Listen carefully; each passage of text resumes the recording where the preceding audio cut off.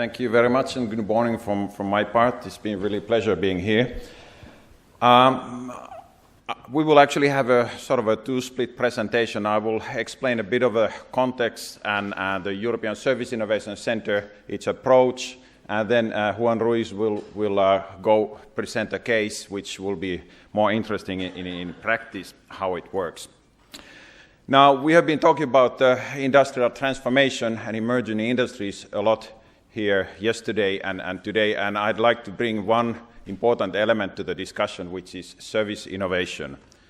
There are particular reasons for that, and there are particular reasons why the European Commission has been supporting service innovation.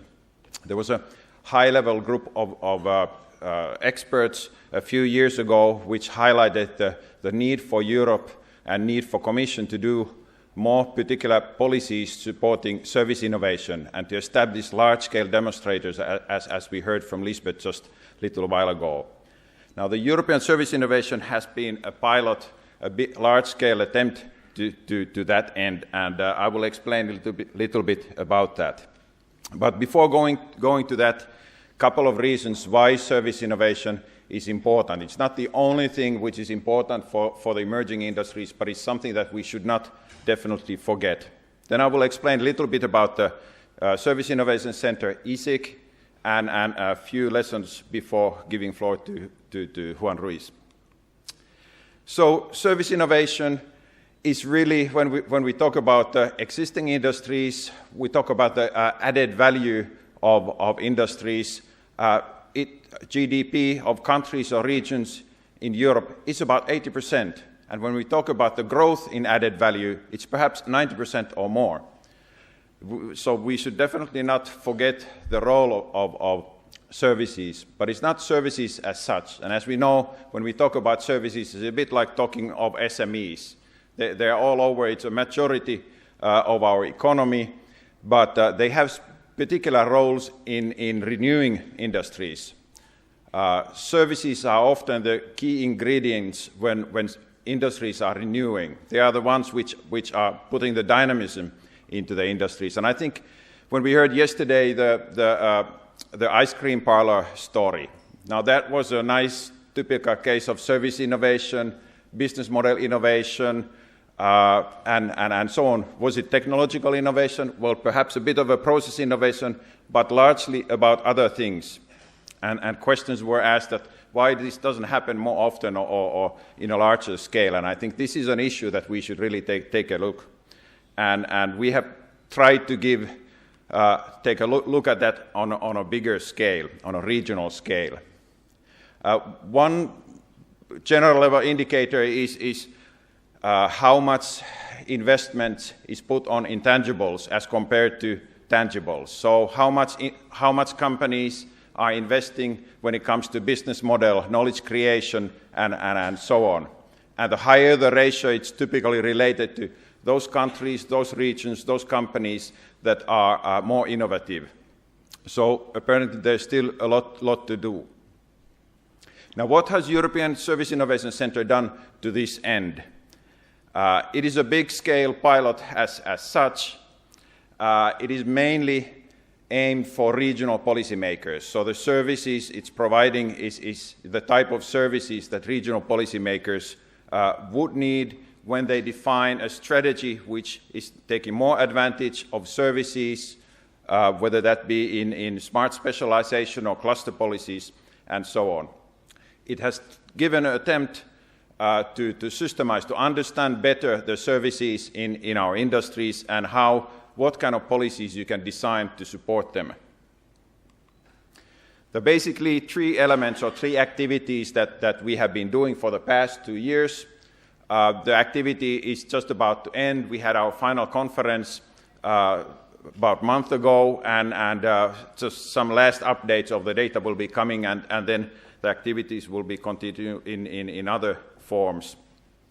But the first key activity has been demonstrating the structural impact of service innovation in practice with the European Service Innovation Scoreboard. I'll tell a couple of words about that.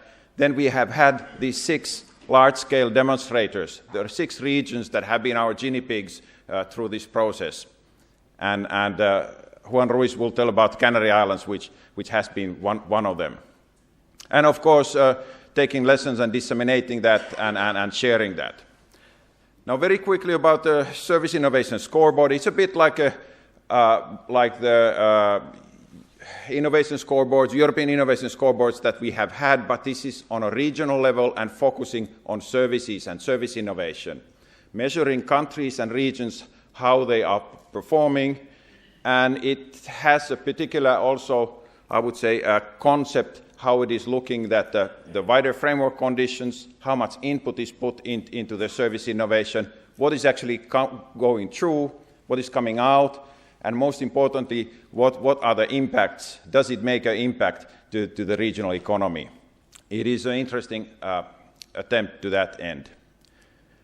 There's an online tool. I'm not going to give you the link to that, but if you Google European Service Innovation Center, you will find from there the online tool, and you will find a lot more information about methodology and background and statistics as well.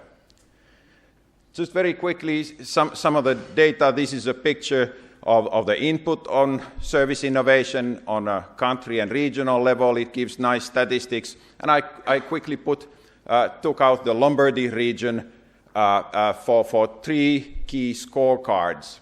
Now, the first one is looking at the socioeconomic situation in Lombardy, and when you look the red line there on the spider graph, that's Lombardy, and as we all know, Lombardy is a rich and wealthy region, so it's doing quite well in all the socioeconomic standings, except perhaps the quality of government is a little bit below the European. I wonder why. Now, the scale there is something which is relative, so the maximum 100%, this is the best regions in Europe, and so you compare to the European average and you compare to the best regions. The whole idea here is that you benchmark against other regions how they are performing on different scales. Now, then going to the systemic functions, we know that services are not just one service company in a region. You need to make the services work together as a whole. And what are the policies and how effective are they to make everything work together? And there we see the picture is not quite as good as it is in the general economic standing in the Lombardy region. The reason or the idea of this graph is to give for the policymaker just a first taste of saying, okay, you can actually look at the services from different angles, and these are some of the key perspectives, key indicators. Most important part is the third scoreboard, which is the transformative power. Now, this is saying that how much actually, as you can see from there, you have the service innovation input, what is coming out as output, and outcome as sort of impacts as well. So how well is the system working for making the transformation in the industry? It is an attempt. It is, of course, a generalization, but it is an attempt to that end. Now, quite, I would say, on average, when we compare to other regions in Europe. Not going to spend more time on this, but talk just a little bit about the 6 regions, the large-scale demonstrator regions that we had, or model demonstrators. Northern Ireland, Limburg, Luxembourg, Canary Islands, and Emilia-Romagna, Upper Austria. And each of these regions volunteered to be partnered with the European Commission and ESIC because they saw that they have a challenge they want to solve in the industrial transformation in this end, in which services play an important role. What we did with each of these, we went through a process of regional consultation, going through a lot of statistics, going through analyses, setting up, they went their self-assessment. We set up peer with other regions, regional policymakers and experts, saying what they should be doing, help them out in sort of defining a strategy which would exploit services and boost the systemic development, and gave or developed together with them a roadmap for the future.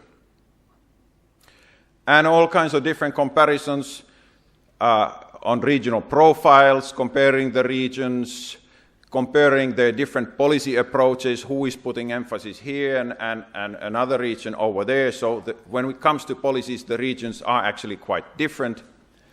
And particularly when it comes to service innovation, there are a number of service innovation policies, whether those are specific or how much actually services are taken into account typically, for example, in R&D support instruments.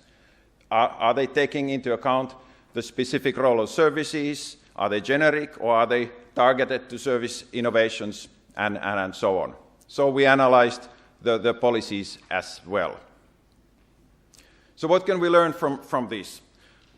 I think the first thing, of course, is that service innovation matter a lot. They are truly important, but they are also very complex. They are difficult to grasp, but there are ways to grasp the service innovation. And I think one thing what we must understand is that it is a systemic development. So you need to take into account the regional innovation system and the service system if you want to develop them. That requires a very good approach and tools which allow that.